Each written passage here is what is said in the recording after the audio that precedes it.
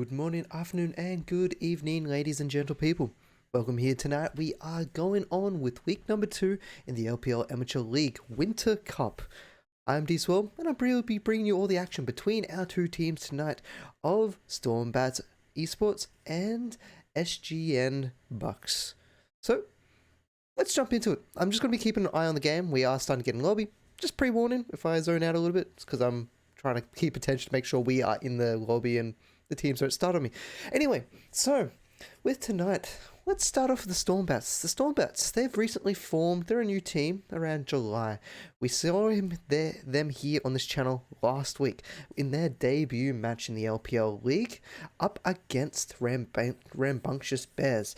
Unfortunately, they went down 13-6. But tonight, they are going to be looking at redemption. They're going to be wanting to keep their spot in the top 10 of the LPL Amateur League, because if they lose here, they will be falling out of that top 10 and moving down the ladder, and that's not where you want to see yourself. So they have recently lost Boop, but they've replaced Boop with Xenex. So Xenex will be his first game in the LPL team here for Stormbat's OCE. Oh, sorry, not Stormbat OCE. I was reading something else. Stormbat Esports. He will be coming in from August, which he has spent a little bit of time this year a part of developing and playing. As most of you know, August is one of the best teams in OCE. They've gone up against teams such as Direwolves, Nebula, Afterminds. The list goes on, the amount of teams that are coming in. So a huge amount of experience in Xenex coming into this team to try and buffer and support the way this team's going to be able to play.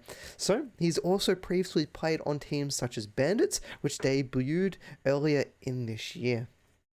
The rest of the team that will be following him tonight will be Alanoid. Alanoid, it will be his second match with the team tonight, following last week. So, once again, still getting used to the team. Team is fairly new. This will be the second match in the LPL League. He was previously on Collateral Esports, and before that, he'd been on Voltage. So, he's been playing in the scene since early this year in the LPL League, since February 2021. So, he's got a little bit of experience playing with the competitive matches. Also will be Oki. Oki was previously on Collateral Esports, and he started in the team in May 2020. Started in the LPL leagues in May 2021.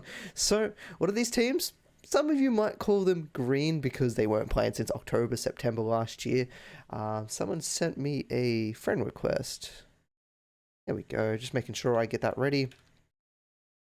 I think... where are we? So I'm just making sure that we've got everything good to go in all our lobbies. Oh, everyone's added me to be friends at the moment. So hopefully we can get that lobby going for you. Pabs was also previously played on Outlaws and Dire Esports. Some of these might suspect that these teams are tier 2 in the Australian scene, tier 2 bordering tier 1. We've seen them a few times in the Valorant Oceanic tournaments, and so they're not unusual names. So a lot of these players are coming in from a multitude of different teams to form Stormbats Esports here tonight. Finally, Tezzera and Tatsumi, they have been registered with Stormbats since the official start of their LPL Krieg, which now will be the 4th match for them tonight. And that's what the Stormbrats are bringing you tonight. Over on the side of SGN Bucks, well, the SGN Bucks are fairly new on the scene, but the players and the organization is not. We've seen many compositions from SGN Gaming. So SGN is Sanguine Gaming Network. That's what I was trying to get to there. And they have a multitude of teams in different various brackets. You got the SGN Panthers, SGN Phoenix, Bucks, Hydra. So this is a large organization with a lot of players and a lot of experience coming in under this belt. They are currently sitting on... what was their place on the ladder at the moment? They are sitting 4th, I think, on the ladder with a 1-0 score and at 1429 ELO on the league. I'm not going to read chat because I just saw that. It's going to make me laugh. So they're coming in 1-0 on the scoreline at the moment. They went 13-11 against one of their sister teams or partner teams of the Hydra team. So they're making sure that they're feeling a little bit high, a little bit better than the rest of the team as they now come into this match. And so their players, their in-game leaders will be HK. He started in the LPL leagues earlier this year. He was in February for Sanguine, and then eventually rotated through into the Panthers, and now into the SGN Bucks you see here tonight. Also, the second in-game leader, because this team is running two in-game leaders that do control and direct the pace of the team, will be F4F Naughty. He's been registered in LPL matches since October last year. So he's an OG Valorant player. He's been around a while. He's been playing competitively for a fair amount of time. He has plenty of experience in CS beforehand, which we have seen him play in LPL registered matches. So a little bit of that CS skills coming in with that flavor there. And he's been playing for recent teams such as Freedom Fighters. He was in the SGN Panthers, and he's also played for Polaris. So now he's coming into this team as an in-game leader. The following players on the team: Black Ricing. He's played a match for Polaris, so he was also there and spent a little bit of time with F4F Naughty. However, it seems like the match was a forfeit. So even though they were part of a team, they probably got some scrim and got to know each other a little bit there. And this will be his second match in the LPL, and it will be both matches for the SGN Bucks. We have Hino. This is also the second time Hina's played in the LPL League, also for the Bucks. So two little bit new players in the competitive scene. See what they're showing. They already put up a great showing last match that they played in against the Hydra team. So, you know, they're going to be able to pull out all the stops here tonight, which we might be getting to the map. I think I might know the map shortly. Liv is also the second time. So three players, second time in the LPL competitive leagues. And then RJKT. I'm just going to be calling you RJ. Started in BF3 back in 2012. So he played a first LPL registered game back in 2012 with Battlefield. So you know this man likes his FPS games. He's also played in some CS, and now he's here in Valorant. So this team of the Bucks are made up from different skill sets from varied games, and see how well they can combine that into the single match here tonight. So I want to say thank you all to tuning in. I hope you all have a lovely evening watching these two teams battle it out. There's plenty of Valorant action across all the channels tonight here in the LPL system broadcast. We have the LPL _Valorant channel, or LPL, yeah, I think that's it. LPL _play Valorant. There's proper matches going on there for the Valorant Oceanic tournament in the closed qualifiers tonight. So some big A-list teams, tier 1 Oceanic teams going on there tonight. And I think there might be another channel. Let me just have a quick look for you. That's also got a game for you tonight. Just so you know what's out there tonight if you do want to go browsing at a few other games. A quick look. Looks like we have Tatum's is possibly on tonight. Oh, no, never mind. That's got rescheduled. Ignore that. That is rescheduled. That one's not tonight. No, actually, it just looks like us and the LPL official channel are on tonight. So, you've got to deal with me or the official places to go. So, glad to have you along. Our teams are getting into the lobby at the moment. We have almost everyone here. Our map looks to be Ascent. So far this season, neither team has played on Ascent in their official matches. Stormbats has 2 matches on Haven, and SGN Bucks also has a single map on Haven. So Haven being a preferred map between these teams to at least register and play on here in the LPL League. So, once again, I want to also thank you all who have just recently followed the channel. That will be Alanoid, Grubsy, Mr. Cat AU, and Henry. Also, Fragilities.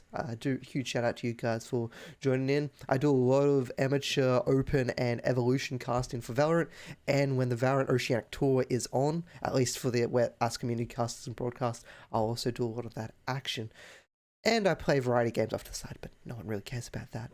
So it's great having you all on board. Unfortunately, we are a little bit past our start time. Looks like we're still waiting for one more player to get into the lobby. Once that player's in, we should be jumping into a game fairly quick for you.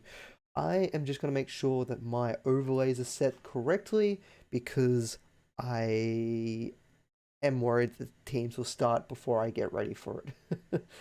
So what do we have? Oh, actually, I think my overlay is already set up correctly. That's great. That makes things easy. So I hope you all enjoy your time here tonight. We might... I don't know. I'm running out of content to talk to you about. I've been padding for 8 minutes. Usually we've got a game by now, but as most of you know, Oceanic region runs a little bit delayed, runs on their own time. I'm not too sure how it happens in other regions. When I used to cast Dota 2, I used to do some of Southeast Asia. They would always start perfectly on time, never without a doubt. Even in Dota 2, the Oceanic region always would take 5 to 10 minutes to start, and it would always be some of the weirdest reasons you would get. So thank you for tuning in. I'm not too much sure what else to say, except it's great to see you all on board tonight. Hope you're ready for some good action here in the Amateur League between two teams in the top 10. So with the way the system works in the LPL Amateur League, you can have 3 registered matches a week. You win, you lose, you move up and down the ladder. When it comes to final week 8, you finish that week off, the top 8 teams will move into a bracket format, a double elimination format. And what they will be playing off in the Amateur League is a prize pool of $1,500. First place taking on home $350, second place $250, third and fourth get themselves a nice $200, and then fourth to eighth get $125 through there. So not only do you get a little bit of cash out, you know you're the best in the Amateur League, and you have that capability to move up to Evolution if you like, to start continue your run through the tiers of Oceanic Valorant. And good news, it looks like we have our extra player now coming into the party. We have a full lobby. They might be doing picks and bans. Unfortunately, I'm not privy to that, so we might have not even been playing a cent. It could completely change on us very shortly. But we'll find out. I'll keep you up to date as soon as I know. And hopefully we know soon.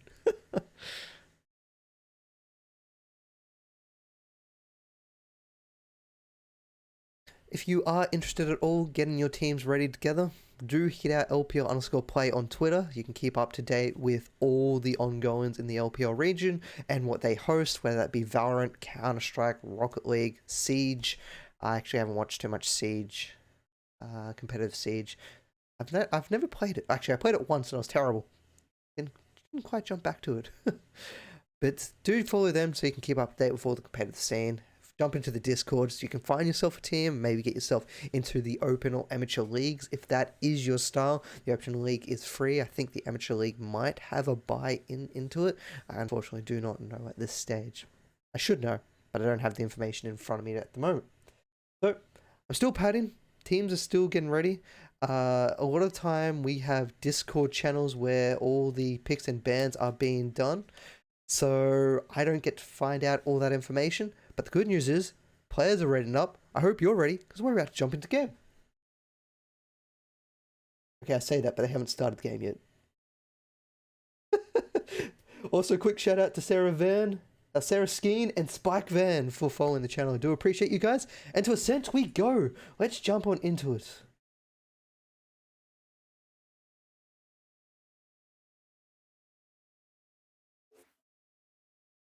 And we're loading a little bit longer. Come on, you've got this, Valorant. Load us in for us. Just making sure that our sound is correctly overlays good. And we are still coming on in. There we go. Players already got their teams. They're already jumping on in. I've got this game on a SSD, yet I still can't get in as fast as these players. Because they are raring to fight it out here. So, let's have a look. We have on the side... Oh, ooh. They changed sides on me. I have to change the overlay. Oh, no. I apologize, players and teams. Let's quickly get this swapped around. There we go. Sorry about that. Okay, so let's start deconstructing some of these lineups. We've got on the side of Stormbats, they're starting to look at picking up that Sage. You've got Killjoy and Astra. They're thinking of, ooh, don't you pull out that Yoru. I'm sorry, but Yoru is it's a little bit of a trash tier at the moment, unless you can play it really well. Your agent. But it looks like they'll be going for your stand. They got a Sage, Astra, and Killjoy. A very defensive 3 set of players there, with your Killjoy as your Sentinel and a single Sova. So we have been seeing teams opt for a lot of double Sentinel players, which we're seeing from their opponents. You've got that KO and that Jet, your 2 initiators. They will be your 2 that run into the point and support each other, creating the space and opening up the map. Then you've got that follow-up coming from that Sova. Both team has good knowledge gathering with that Sova here on Ascent. we have been seeing a fair bit of resurgence in, not a resurgence, actually just a surge in usage of Sky on Ascent. So it's a little bit strange. We're not going to be seeing that here, as neither team is opting to play that Flasher or with that knowledge gathering with that Trailblazer. But KO, I have actually not casted a game with KO. I am looking forward to this, and I cannot wait. Because a lot of you, as you know, KO, as the Valorant Riot team said, they want this hero to kind of be bringing back to a lot of your classic FPSs. It's got flashbacks or throwbacks to your CS, the flashbang, your frag, and your capability to kind of just make it a gunfight only.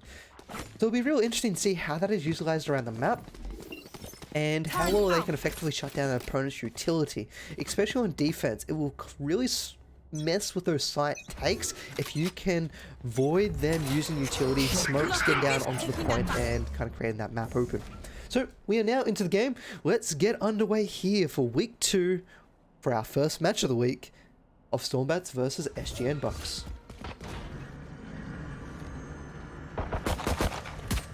Tatsumi's going to start making himself some room. He's got the dart to help him one out. He knows one's in there. That flashbang's going to come out and allow the retreat from that KO so he can get out of there. But they're still going to storm in this A site here.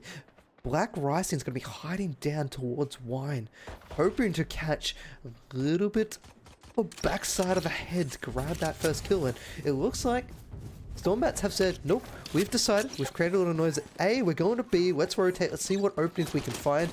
And SGN Bucks are correctly calling this already. They've already started to rotate back out, but they've given a lot of noise. HK almost got caught out there. That could have been disastrous. As Alano tries to deal with the sentry, he's going to get picked off from that swing from both those places. As they storm the site, they're coming on around. HK's trying to hold them off. There's a great crossfire holding them off, and that crossfire is more than enough to shut down Stormbats Esports. They just got held up in a choke point. They couldn't find themselves the map positioning, and that allowed the Bucks to come on in, steal the kill, and get out fairly cleanly. Only 2 deaths on the SGN Bucks. Coming into round 2, we're going to see a Marshall pick up on the Jet. Black Ryson, second round in, already feeling extremely comfortable and confident here, and see what we can find as he will be looking towards go down towards mid for that little bit of control as Stormbats are preparing the A site aggression. There's going to be a lot of knowledge gathered by KO there. That spike dart can detect enemies through walls and will detect that there was multiple trying to go for that orb. Oki doing a little bit of a face check there, trying to find what he can. Xenix coming up mid. We mentioned Xenix is going to be one of the largely experienced players here on the Stormbats Esports. He's going to be coming up against Cool Guy.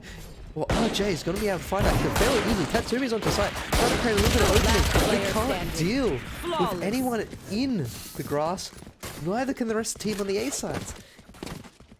It was a pistol round, so it was kind of expected from Bucks, but this is where Stormbats need to push their firepower advantage. They're going to have the weaponry, and unfortunately they don't have enough funds to get a complete loadout. Alanoid will be a little bit under credits to pick up that full armor, but they need to make sure to capitalize on their advantage and not lose too much, because if they lose 3, maybe 4 people here, well, it's going to be hugely in favor of the Bucks. Smoke's going to be causing a little bit of issue for Black Rising. Oh, he gets a shoulder, he gets 2 shoulders, but that's all he's getting out of that engagement. Tez is going to be able to heal up at least the Jet, the leading fragger into sight. Giving a little bit more confidence as Black Rising still happily playing the mid. He's heard the Aldrin coming around, hoping to find himself ahead as he peeks around the corner. But Tatsumi able to get the kill with a good little positioning there behind Generator. It was far enough away that it was not suspected that there was a cross that already happened across that midfield there on the grass.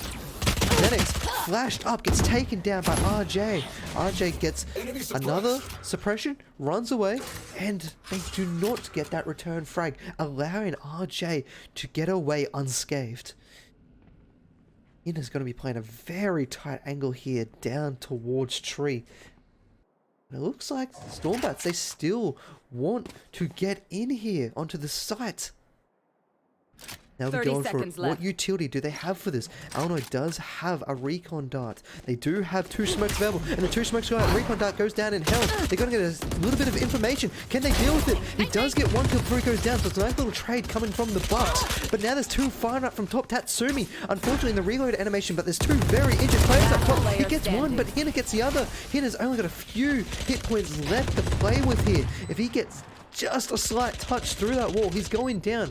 Illinois gets the time to play with the spike, and he knows where both these players are. He's trying to play with the information. They're gathering a lot. He's got a spray, but he can't find the kill.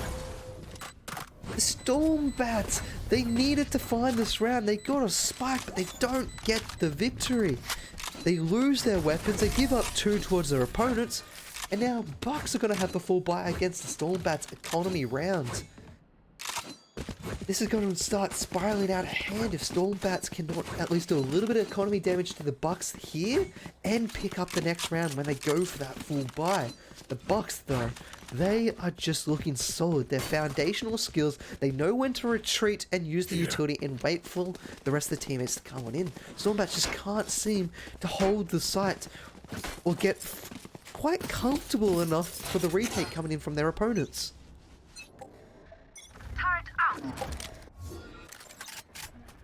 So an interesting little thing that we see from the Bucks, not only are they using HK to lock down the site, they've got multiple players over here to help with that killjoy and that choke. And that smoke is out, and that's they want to push through. Itron though, he's going to be ready for this. He hears the spam. The dash has come on in. Both sides have been completely smoked out. It's going to be up to Hina to maybe find a few of these kills. He finds one. He gets one in the back of the head. HA gets rid of the wall. Hina's still alone on this point. He doesn't have enough bullets or enough arms to be able to kill everyone there as he falls, and Itron is trying to do work here. He's got him 1. He needs to get another. Xenox gets 1 in the background, taking away that killjoy and getting rid of a lot of that dangerous utility. RJ avoids the share shot, almost goes down. But Stormbats, they're looking good for an eco round. They've managed to take 2 weapons out, get the spike plant. Black Bison is going to swing, gets a beautiful shot to the head. He almost goes down with 21 hit points. Great flash, allowing Black Rising to get the kill on the site. RJ capitalizing on his Sentinel, on his Duelist to get on in there and find those kills.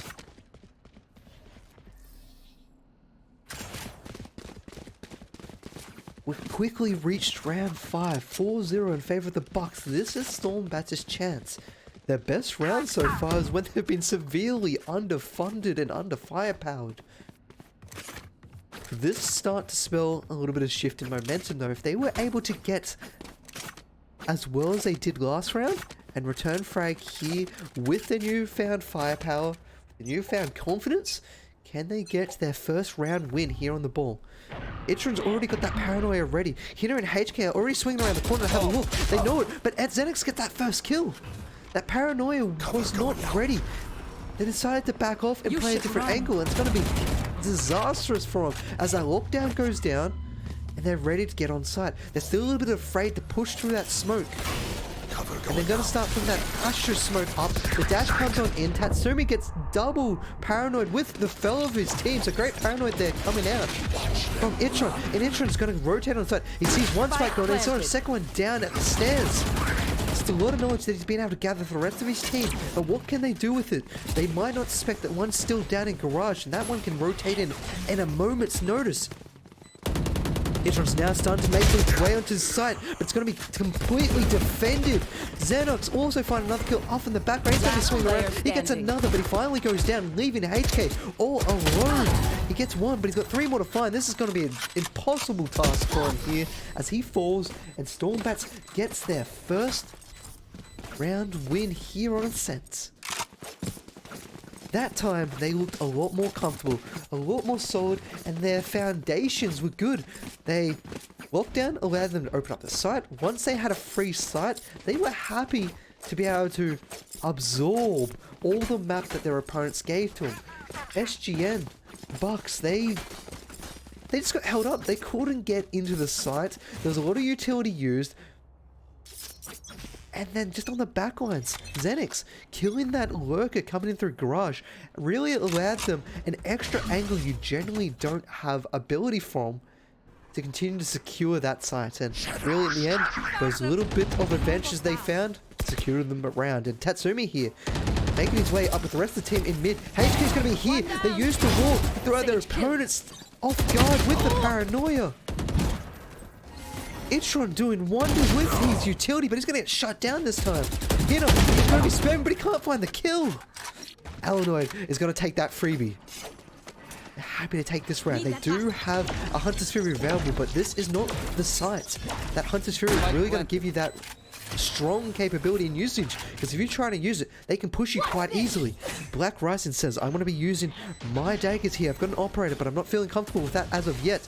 Checking all his corners. He knows this is now free. He suspects they're all in the backside. He sees one up there. Beautiful shot. And Oki falls down as they now storm in. He goes on in. Another headshot. Black Rising showing us what he's made of there. And at the moment, that's solid gold.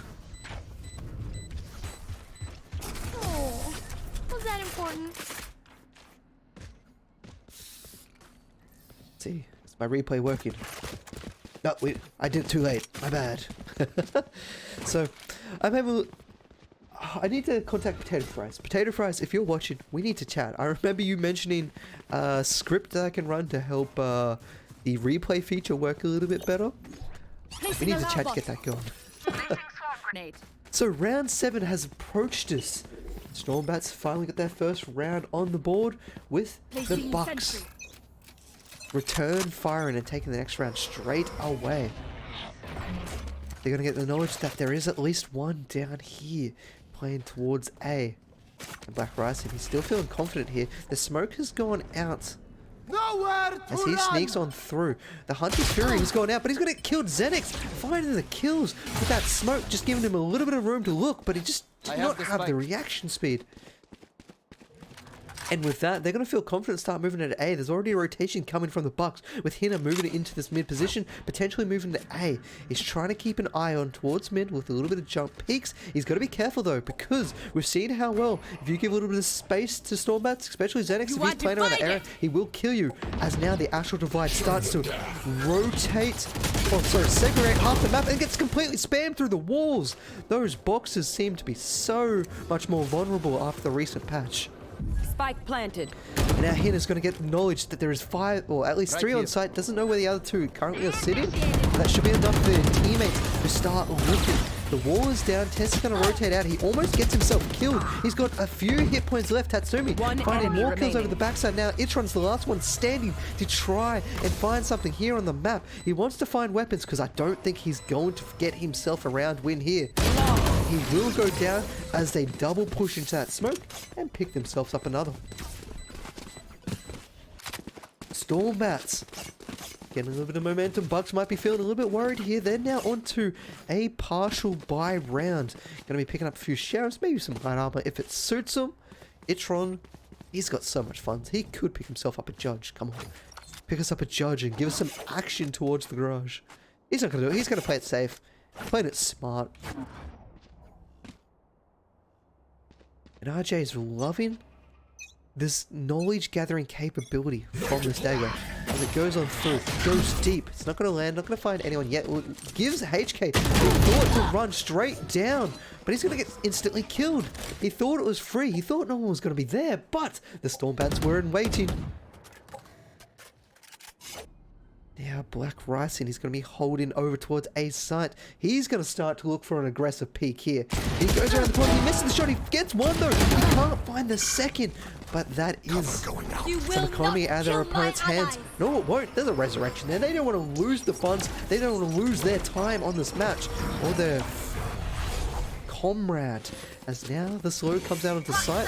Itron's going to be slowed up. He's going to get hit with that recon. He's going to find it, then he's spamming through a site again. And Hina gets revealed once that smoke falls down. He can't find a kill. Oki gets the third for the round. And a clean round from Stormbats, reeling this game back in from the Bucks. The Bucks have lost their momentum. They're starting to lose a little bit of grip. They're still ahead by 2 rounds here, and this is their bye round. What can they show us here on the spy round? They're going to need to at least start to slow down Stormbat's progression. The Stormbat's starting to feel confident. They're starting to land their shots. And the utility is getting more and more on point. We have a Hunter's Fury available from Hina. He's going to be getting a little bit of information down towards the back of point. It does find one, was not killed in time. But that is not going to be too much knowledge yet. This Aldrone, however, should give a little bit of information, but it gets daggered, so the Aldrone just gets instantly cancelled. That's dirty coming out from that KO. And we've got some very interesting positioning here. Itron's moved so far onto the offensive side generator here in grass. This is not an angle you generally check. So if anyone comes through that mid position, they will get caught out off guard unless they have a sixth sense. And the lockdown has been used on the B side again. The Hunter's Fury instantly used by Hina there. Stormbat's not quite paying attention to their ultimate on their opponents as Black Ryson gets one, but he can't find the second. Opportunity wasted there as he gets instantly traded out. And then Itron, that was playing very aggressively in grass, as soon as he left the area, he gets killed in the back, rotating back to try and defend that side. Spike planted.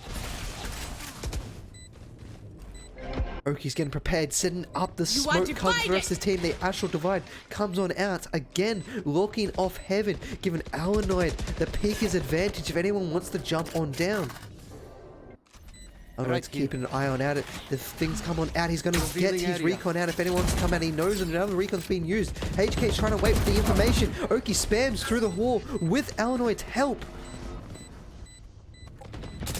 Leaving only H can get one. Can he find the two? His time's ticking. He's got 10 seconds left. He's not going to be able to get on it and kill these two. They're just going to play the time and then we'll play the rounds.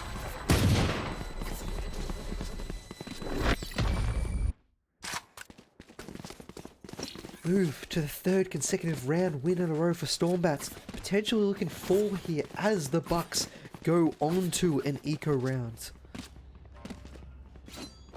But we've seen how good some of these players can get those headshots. Black Ryson, phenomenal shooting. We've seen him before previously on the Sheriff. Can he pick up a few more kills? The economy, though, on Stormbats' favor. They're all kind of allowed to be aggressive now. They're allowed to throw out kills and kind of chase down the kills on their opponents because they have huge funds in reserve, in the bank. So they can go for a little bit more of these aggressive plays once they've secured the position that they want. So at the moment, they're just gathering a little bit of information down mid. They know at least one is sitting in that position, but they've got 3 more hiding in market. That there, my friends, is a scary thing to behold. And the killjoy runs out, but no one is there to run out with him. You usually want to try and swing multiple, so then at least you have return fire. You've got at least multiple firing angles. The firing rate is what I'm trying to say is higher, so you should get at least a kill in that situation. But looks like a little bit of miscommunication leads to the death of one of the Bucks players. As Stormbats now starting to rotate over towards that B site, Black Ryson is prepared. He sees one. He's trying to fire through. He's not going to get the kills. He's got 3 shots left on the revolver. He's trying to create a little bit of smoke, but he gets spotted from the recon bolt. Stormbat's playing around that recon bolt so wonderfully as Tatsumi gets a kill onto that stove at the back. So the recon bolt for Hina is no longer going to be there. One enemy remaining.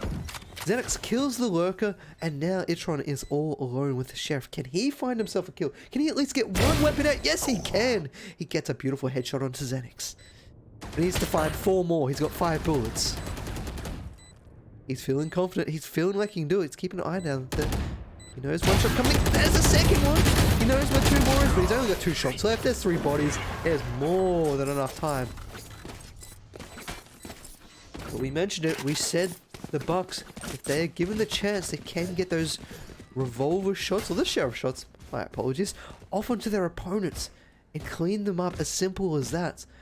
But now, Black Ryson's going to be rocking that operator towards this mid position. We got 2 ultimates on either side. Both jets will be rocking the Bladestorm. We've got a From the Shadows available for Bucks, and then we have the Stormbats, got the Hunter's Fury to be able to defend any spikes they can get on down. Or if Alanoid gets a cheeky little Aldrone, he might find himself a free kill. That mid is going to be locked off there from the sight line of Black Rising. And then now the mid's gone, but is he going to be aggressive? No, he will not. He shoots the turret and gets one out of there, leaving Itron all alone to defend that mid rotation. The Aldrin comes in, but doesn't get the dart. Doesn't give that knowledge off, and he gets the paranoid. He gets two. He's going to quickly run before he gets killed there. He's waiting for backup to come in from his allies. As RJ cleans up the push coming in from the A side, giving him a lot of position, and also the spike. Black Rising peeks on out, finds himself one. He knows there's a second one. He gets it as easy as that, as they now jump into hell. But Tatsumi says this time, you're not getting any more as he picks up a second one. Evening the scores for him and the Stormbats, as Bucks are now starting to crumble under the weight of Stormbats' pressure. Hina is trying to go for the shot, but he doesn't get Tatsumi. Xenix gets him out on the backline. Tatsumi's firing on through. Hina's down to 6 hit points. He's hoping the head reappears. The turret does not get the kill. That was a little bit closer. 30 seconds left. Spike planted. And the dart goes on down. The Nano Swarm going to be making sure that Hina can't jump and swing around behind Generator there on site. Ooh, he saw the swing. He saw the shoulder. He knows where potentially two of them are. But as soon as he hits the ground, Xenix with a well-timed peek cleans that up. And all of a sudden, Stormbats for the first time in this match have taken the lead on a 5-point swing.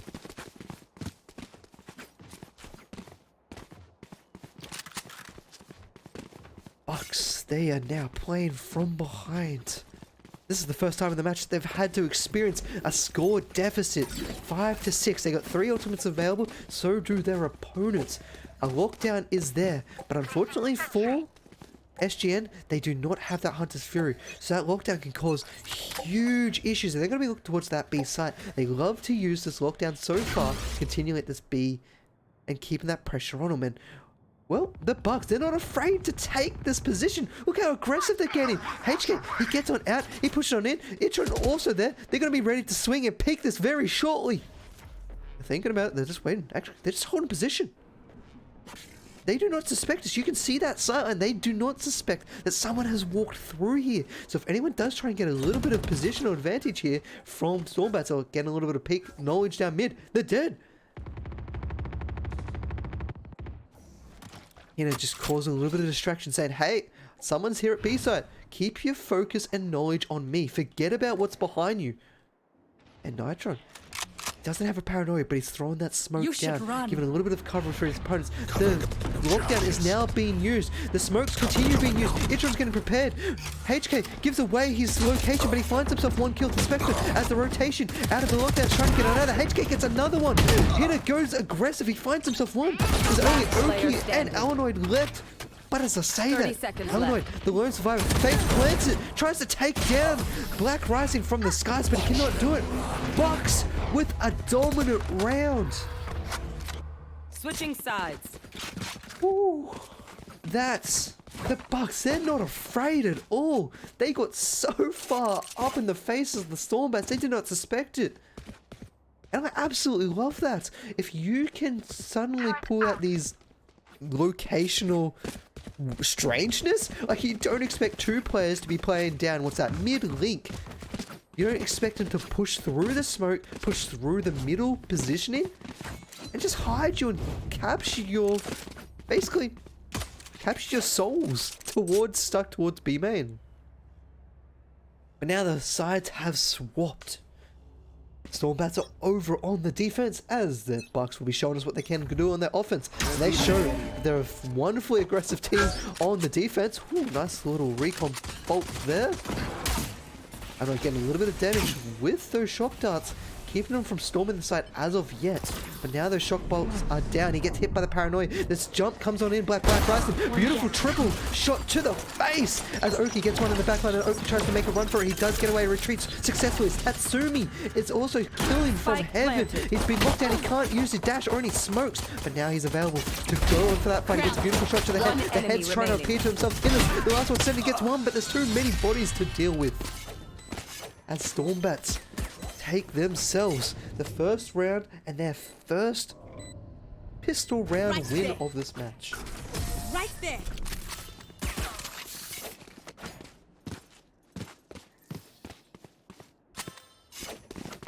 Now, if we have a little look at kind of the kills and deaths sitting on the match. You've got both Jets doing exactly what you require from your duelist. Open up those sites, getting those kills, find those frags on the match. And then the Bucks, they've got a fairly even spread sitting out. While on the opposing side, you can really see where your utility characters, your support characters are starting to shine. They don't have as many kills. You can look at Tessa and Alnoid from that, but their assists are at 9. Their slows, their recons, their capability to keep their team alive and defended have been through the roof. Even though they've not been finding the kills, it's been enough to help them secure these rounds. This time the Bucks, they're going to be playing a little bit slower, biding their time, seeing if this, kind of feeling out how Stormbats likes to play. If anyone comes for him, Itron's just like, well, yeah, we're having a little bit of fun here, sitting in mid. Black Ryson's keeping an eye towards up at top of Catwalk.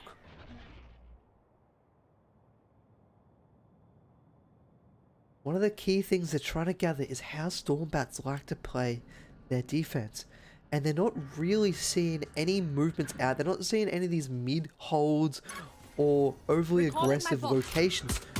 So Bucks knows that the Stormbats are playing more on sites, and that's going to be one of the things they're going to have to deal with. So the utility might be looking out either deeper on the A site, so then they can start walking off these sight lines. Hitter's already gone in. One-way smoke is going to be disastrous for them, as we're going to see the death of HK. Hinner's going to be trying to make his way up. He's going to be moving through the smoke. He's going to see a rotation of Tatsumi very shortly, but he doesn't get it. He got a few shots, but not enough to kill. Tatsumi somehow manages to survive, putting a 3 versus 3 at the moment. Stormbats, they're trying to hold on, but they're losing heroes left, right, and center. There's only 2 left of Itron and Black Ryson. The defuse coming out. Black Ryson trying to get back on the side, but he's going to get concussed and killed. And the spam through the walls will finish off Itron as Tatsumi picks up the 3rd. So almost looked disastrous for Stormbats. They were able to secure it and pick up that successive round after that pistol. But now the Bucks, they've got the full pipe. Ooh, that's something I didn't pick up. That's something that I missed because I'm such a scrub. The Bucks, they decided to force buy that last round, which means they're coming into this round without the funds, without the credits. I am a terrible caster, missing what was a buy round, or at least a force round coming from the Bucks to try and throw their opponents off guard, off-centered, and out of economy.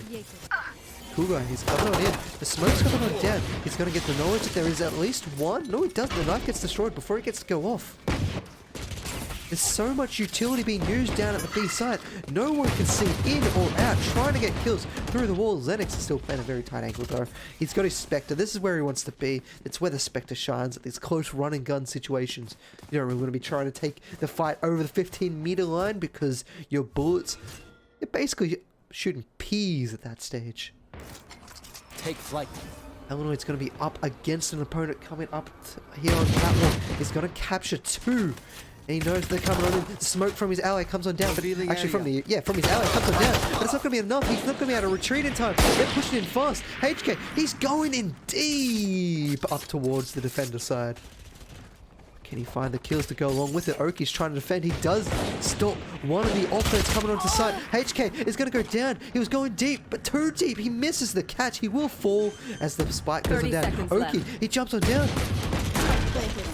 Rising, hoping his teammate gets it. Beautiful shot there from Black Rising. He tries to flick. He doesn't get it. He doesn't know where the opponents are. That's where Xenix uses that capability and surprise on his opponents. RJ. He's got a turret to deal with. He's got a pistol. And that's just one of those scenarios that the lack of firepower is going to get you killed. Don't interrupt my work. So an easy defuse coming out of Stormbats there as they struggled a little bit in that round coming up against the Bucks' economy setup. Stormbats lost a few weaponry.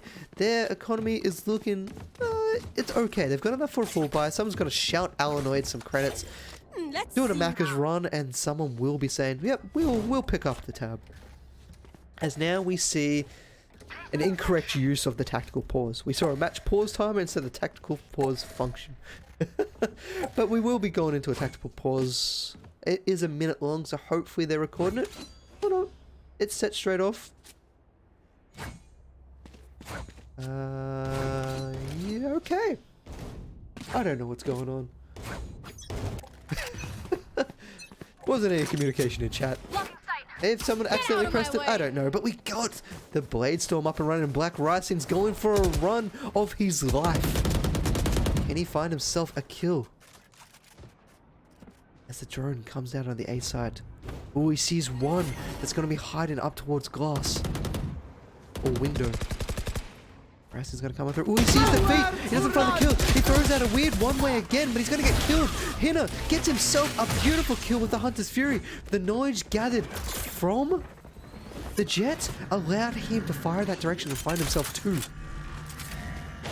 The wonderful use there from Hina, and now the spike is down, and they're going to be having that Hunter's Fury this time for the spike take, but they do have HK, and they should have another swap to try and defend against this. It looks like Stormbats don't want to try and fight this. They're taking a little bit of time. They're a little bit afraid. Itron, he's got the paranoia. He's holding. He's waiting for any information from his opponents. He throws out the paranoia. It's going to be perfectly timed. The Nanoswarm doing a lot of damage up there on top. RJ gets the kill. Alanoid and Tatsumi, they can't get on in there. So much utility used. They're going to pick off Alanoid on the retreat. Tatsumi's trying to get away with the operator. He should get away with it on the jet. But that was a disastrous round for Stormbats. The Bucks, they just looked so comfortable on that take. They lost the Black Rising to find themselves two with the Hunter's Fury and just open up the A site. Stormbats were so passive that they couldn't get back onto the A site, and they just eventually died to the utility and the brute strength coming from the Bucks. So now this time, we go into a timeout phase. Correctly used. And it will be used from SGN Bucks. They finally picked up a round, and so now they just want to take a little bit of a breather to understand what worked in that last round and what will work going forward. What did they find out about the Stormbats' defense that they can continue to exploit in these next coming rounds? I would say I would know, but I'm a scrub. I am wood tier player. So I try to avoid talking too much about strategies because obviously all the players are smarter than me. You Twitch chat obviously are about 10 times smarter than me. And they always like to throw in curveballs anyway. When you start to think you know what they're doing, they pull out absolutely different strategies, random strategies, and it makes me look like a tool. So, we are now on round 17. Stormbats still have a 2-round advantage over the Bucks. Bucks are on offense. They've picked up their first round, and they're going to be going up against an operator with an eco buy from the rest of the team. The Tatsumi is going to be forced off the line. They get the knowledge. He's there, and now he's out. He's done and dusted. He's completely retreated off that angle. Black Rising able to open up the B site with getting that first kill on Alanoid. They're not going to be having any more darts or issues from Alanoid. And over in mid, Oki's taking a very aggressive line here with Tezza. They're starting to make a little bit of move on the map. This time they're saying to their opponents, well, we're going to start, you believe we're playing defensively? That's what you thought after you take the time out. Let's start playing in aggressive offensive positions. And he's going to get one, shuts the door down so that Tessa cannot get her on around there. And Oki, he sees one, he's trying to fly through. The wall is too thick. What a thick wall. One enemy and that's going to be the death. That is unfortunate for Oki. You can see those bullets there. That armor was still up and running. And a beautiful round from the Bucks. And that is a round that they needed most. That gave HK the lockdown. And if they're paying attention, they know Alanoid, he's 3 kills away from that Hunter's Fury. So that allows you to use the lockdown in a lot safer location because they do not have any utility to be able to deal with that. You don't have any offensive grenades unless you get a nicely timed Nanoswarm, but I'm actually not sure if a Nanoswarm kills the lockdown. I could be very wrong. And with most lockdown usages on Ascent, we will be seeing them look to be used over at the B side. But they got the spike over the A, so it could be a fake use of the lockdown. And Tatsumi takes a lot of damage. He's going to get healed up, luckily. So he'll bring him back up to 100. Very fortunate to not have died there. You can still see this. Hina and Itron are still holding down towards that A site. They want to try and force these rotations of the Stormbats so they have a free A site take. But Xanax is over there. As long as the Killjoy stays around, he's going to be a pain in the rear to deal with their opponents. And there's the lockdown. It's being used. But Tessa, he sees no one's coming on in, and he's not going to be able to be forced off his line. Oki's thinking about swinging around, but like I said, Xanax is still able to sit over this A site. And no one came in. That lockdown is going to be used to no effect. And then Oki's already been able to rotate back over the A site. He's thinking about coming to mid in case there's a little bit of mid aggression. Xanax has to be real careful. He gets his first kill, but he can't die because he's the one for the utility and set up on sides. He gets flashed off. He hears his turret goes on down. He's no more Nano Swarm. There's no Nano Swarm available at the arcs. He's going to throw both his Nano Swarms down towards the doors. But the side has been taken by the Bucks. They're going to get the plant. There's 5 people available from Stormbats to try and turn this back around onto the Bucks. Paranoia is going to be used, but it goes to nowhere. They were suspecting someone was up in the corner, but it's not going to be the case. And now the defender lockdown is going to be going. This is where the Bucks, they have to completely retreat. They have to get on out of sight. Tezza finds a kill, making sure the work down towards Catwalk is going to be gone. They've got the sight. They're going to start the defuse. Hina, he's got 2 shotguns, but it doesn't look like he's got the capability to set them off. He looked like he wanted to. He looked like he's preparing, and that's a defuse. As simple as that. Itron has been contained. He swings around, he kills the Tatsumi and says, well, at least I get a consolation prize here in this carnival today. So what looked to be the Bucks' round just crumbled. The lockdown not using to full effect. A-site take, but then the defender lockdown was just that much better. Placing swarm grenade. And there was nothing the Bucks could do about it.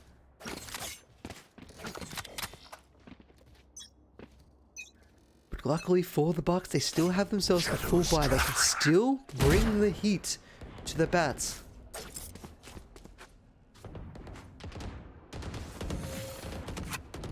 Can they grill them? Can they cut them with some satay sauce and have them for dinner?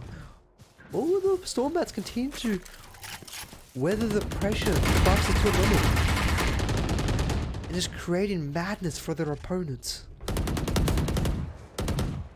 The storm that is brewing, that has started. Tessa starting to is all alone, but it's got that resurrection. He doesn't have that wall to secure the archers though. He's taking a little bit of time. I'm a little bit surprised to see Oki's not giving the call out to say, hey, you can go get this resurrection. I'm covering you. I'm protecting you. The recon dart's going to come on out. It's going to be instantly dealt with. Tessa's going to find the first kill with the Spectre. The second kill killed over the archers, but the free side towards the B. Are they going to get the resurrection? They just decide they're against it. The spike is down. Spike planted. You are powerless. And Tez has taken the long way around to get that resurrection. He does get it. He stays up the top though.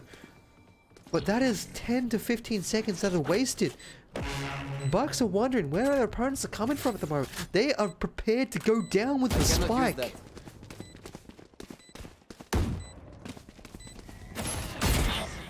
Daggers this time not going to be effective. Spam's coming on through. Tatsumi gets a kill through the smoke, leaving just HK alone with RJ, and they can't do it. The 2 letters on both those players is not enough letters to deal with their opponents. 5 seconds left on the cut clock. Perfectly timed from Storm Bats to get on in there and deal with those Bucks. And that all started from Tessa picking up the 2 kills and getting that resurrection. That allowed them to have that equal man advantage and get those return frags. Now, the Bucks, they're looking.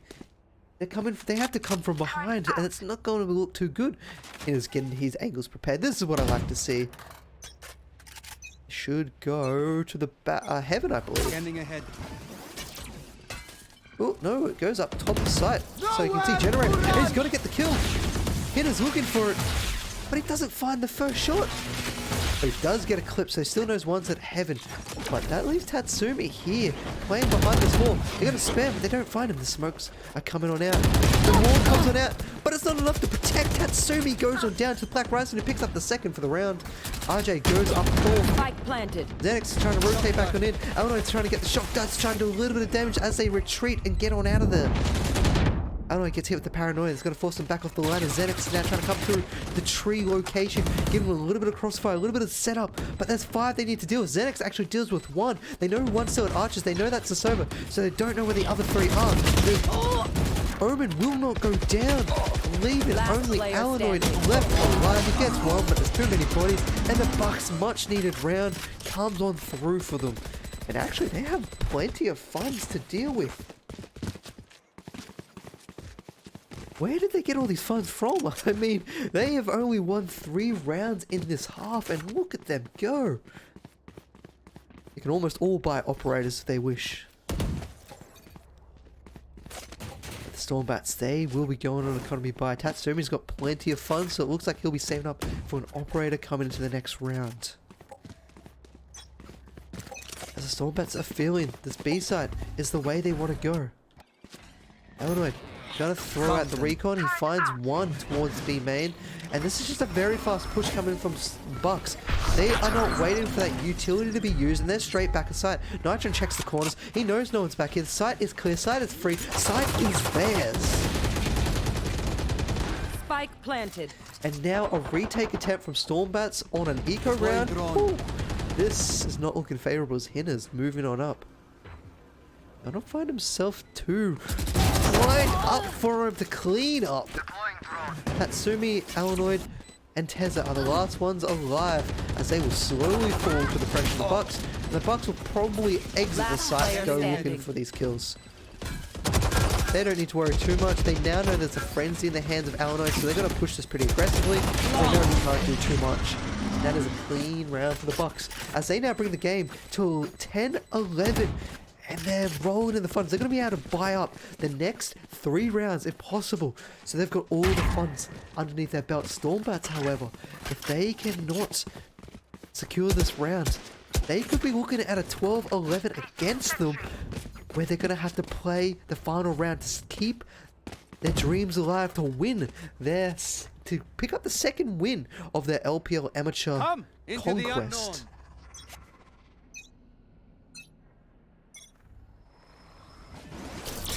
Now we look. Bucks once again going real fast on site. Hina doesn't find any information except a turret. He knows there's a turret hiding around the corner, so they know that Killjoy is on the side and it wasn't deactivated, so they know he's got to be somewhere around this location.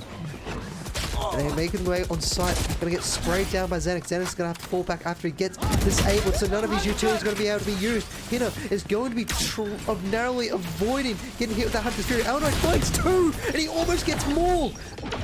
Holy damn, what a Hunter's Fury from Illinois, opening up the map for Stormbats. Xenix gets a few. Itron is all alone. He's got 3 to have to deal with. They know where he is. He's on 24 hit points, and they will suddenly disappear as the Bats, they take round number 12. They move to match point. The Bucks, however, they're fighting to stay alive. They're keeping their dreams up and running. Remember, they've had 1 match so far in the LPL Amateur League. It was up against one of their sister teams. It was, I believe it was Hydra. Was it SGN Hydra? Yes, it was SGN Hydra. And they took that map 13-11. So they're not afraid of these close maps. These close matches, they do not crack underneath the pressure. But they want to pick up the 2nd win in this tour. They want to keep their position in the top 10 of this amateur league. Shadows. Paranoid. Almost getting caught out there. Been very far up mid as Intron. Make sure that that door is not going to be keeping given any usefulness over to their opponents. They're going to be split up across the map here as the Bucks are trying to find an opening. The lockdown is prepared from HK. They're hoping that lockdown will come on out, but they have to be careful. If he places it in the corner, it can be burnt down. Oki gets the kill on Itron. This is the last thing the Bucks need right now. The lockdown's going down, but they're still not grabbing the position that they need. They haven't got their way onto the site. They're afraid to go through. The slow is continually to hold them up. Elno gets a kill through the smoke. Now Kultrai, he comes on in. RJ finds the kill. It evens up the match again. They've now got the site. They've now got the position. And Black Rison's finding the kills. And he's finding the space for the spike to go on down. Black Rison, great flash. He gets the kill. RJ helping out his allies there, but not enough to find himself too, leaving Oki up to win the map, to win the match, to take home the second win for Storm. That's Esports. He's now vulnerable. If they blow on him, he is dead, and the strong gust of wind comes, taking out Oki with it. What's the fun situation? Stormbats, their funds are all over the place. We knew this was going to happen. We knew that they didn't have the funds to continue to keep buying. And because they lost a lot, in fact they lost a round, they're now going into as best of a buy you can. They're walking into the Walmarts and they're picking out whatever's on sale.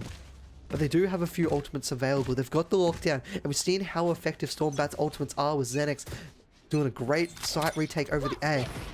And the daggers have been used by Tatsumi. We've also seen how well Tatsumi can use those daggers. And Black Rice is on the other side of the Hunter's Fury coming out, clearing up Pizza. They're going to check near window. They're going to find out and then check heaven. That Hunter's Fury did not have the knowledge. They were just checking corners. Is that a waste? Or is that enough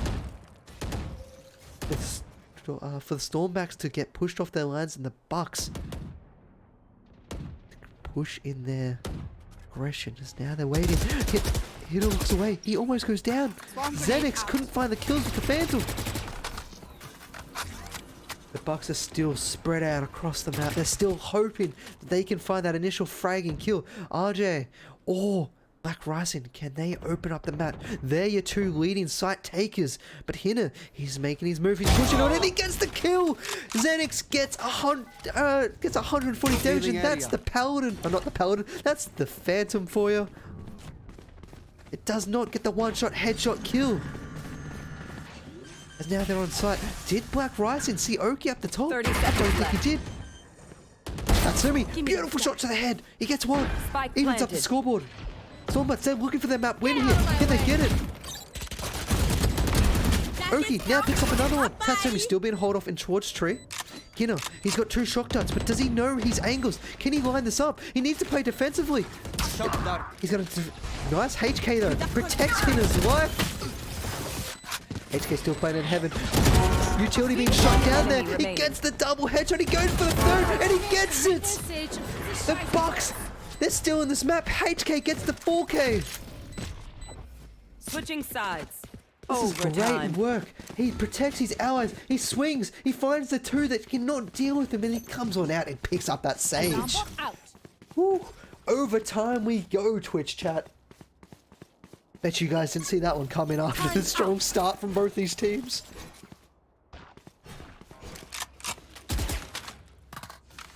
And now both these teams have they've taken 6 rounds on offense and defense on both halves. That you cannot get any more even than that. Both teams' offense and defense is equally skilled. We could be seeing this OT run for a little while, and I hope we do. I want to see at least 15-15.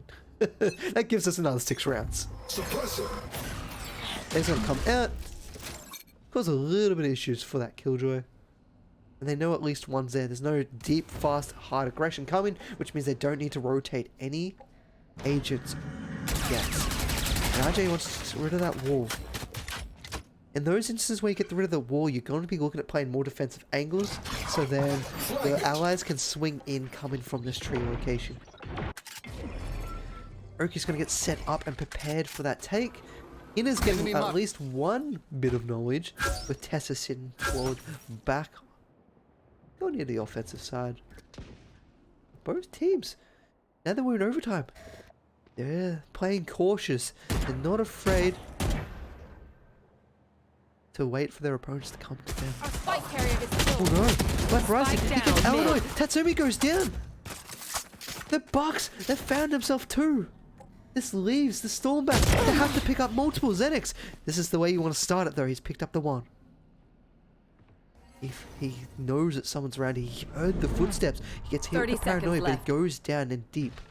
He holds a tight angle. If anyone jumped down, he would still see them with paranoia. Zenix rotates down. He sees himself ahead. He's opened the escape trap back up. Tezza's also found himself a kill on the backlines, but he gets shot on the side. Hina and HK. HK wants to find a kill. He gets the one, but he's the last one standing, and he goes down. Zenix saved Stormbat's round by finding the 3k2 to open up the site, and the last to finish the round. Now Stormbats, they've moved on to match point again. The Bucks, they're now going to be on the offense. We saw how well they were starting to pick up their offensive pushes previously before we went into overtime. How well can they do that again? And look at this, they're already getting quite a little speedy towards that mid position. If anyone's sitting up from Stormbat in an aggressive location, it would have been an interesting little firing line for both sides. Tessa's got that wall down mid. 6. Ooh, pardon me. We do see one go down towards B main. Now the Bucks, they're one down, they're round down. This is their map on the line, and they're playing from behind. Do they have someone ready to step up the plate, get those multiple kills? Can Black Rising find those kills that their team desperately needs? You know, he's made his way. If he sends out his drone, they're gonna know where his location is. RJ's trying to get some knowledge down towards the beats at the rotation coming in from Tessa, coming over slowed down that top of the catwalk. 30 seconds left. Black Rising sitting on the slow, almost gets punished by Tezza. Standing ahead. They're gonna get knowledge, and the swinger comes from the jet. Oh, he's in a terrible position, but he almost finds himself two. It is 3 versus 3. RJ's able to open up the B side, and now they're pushing through the middle, but Alanoid here prepared for it. He spams, he gets the one. They've got 11 seconds. The spike is there. Can HK make it? 7, 6, 5. He does get the spike going on down. Ooh, now it's their site to defend. They got 3 players to deal with. Alanoid is making his way out, but it's being taken down, leaving Tessa and Oki to deal with this. Tessa does not have resurrection. He's got 3 ultimate abilities to get to it. RJ, HK, Tessa, and Oki. Ooh, we'll take this round as the time is ticking. The time is forcing. The alarm bell goes off. Killjoy knows something's going on over that side. He pops the Nano Swarm. As no one's going to be there. The smokes are being prepared by the Asher. They know he's behind the smoke. He swings. He can't find the kill. But RJ's able to get the return kill. He's trying to play for the time. The fake defuse comes out. He's getting reloaded. He only had 1 shot left. He needs to play for time. He doesn't. Is there enough time for Tessa? He's defusing. He's holding. He's holding. Will this be it? It's going to be close. Oh my god. It's done and dusted. We're going to overtime too. Oh my god. Switching sides. Let's just watch this one more time. It just gets so close. And it's gone. It's out. 0.29 seconds. That is unbelievable. Oh man, overtime 2. Twitch chat, I hope you are hyped for this game.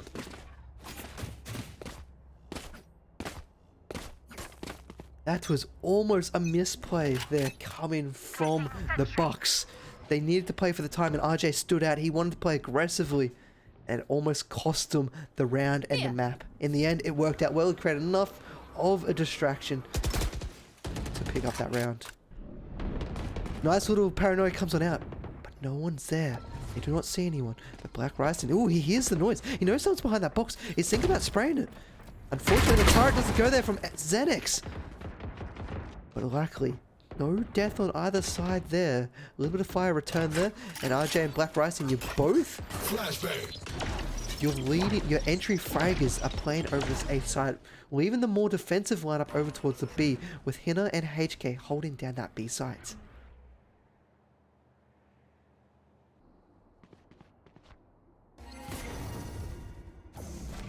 Jay still playing aggressive. He's going to get a lot of information. As soon as he peeks around this corner and sees no one, he's like, okay guys, we're good.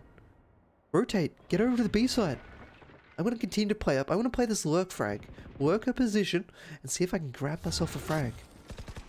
30 seconds left. You know, gonna throw out the dart. He gets shot from the back. The lurk from Cool J with the distraction of the dart, enough to find himself the opener kill in the match. They find themselves another, but finally gets turned around by Alanoid as he now makes his way to the point. But he's vulnerable. He gets hit with the nano swarm. They got 13 seconds. He needs to get onto the side, but he doesn't have the time or the hit points. He will go down. And this time, the Bucks. It is their time to shine. It is their round, their map to win. This is the first time they've been in this position. The other 4 times we had OT1 and the 2 rounds before that. So the other 3 times was in the Stormbats' favor.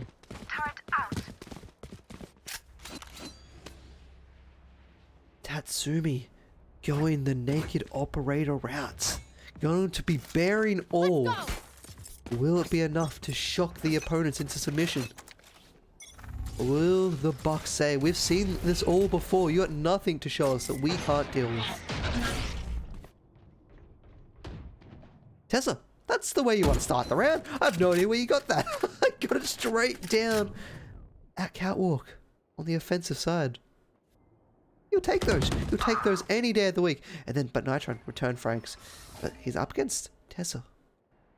Nitron decides he's got his lurking frag. He's going to retreat. And there's the naked shot coming from Tatsumi. He undresses Black Ryson, and Black Ryson is going back to the pavilion.